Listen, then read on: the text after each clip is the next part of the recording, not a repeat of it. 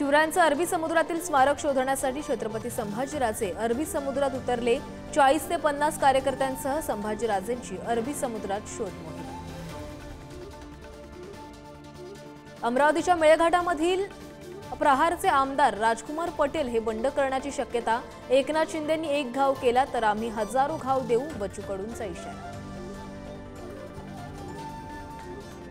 कल्याण डोंबिवलीत शिंदे गटाला मोठा धक्का। शिंदेंच्या शिवसेनेच्या दीपेश म्हात्रेंचा ठाकरेंच्या शिवसेनेत प्रवेश। कल्याण डोंबिवलीतून निवडणूक लढवण्यासाठी इच्छुक।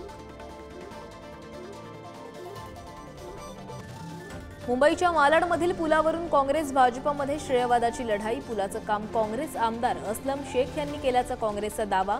पियुष गोयलांच्या हस्ते झालेल्या उद्घाटनामुळे वाद।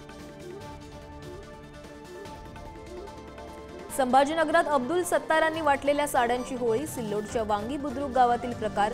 नवरात्रीनिमित्तच्या साडी वाटपावरून मराठा समाजातील महिला आणि गावकरी आक्रमक।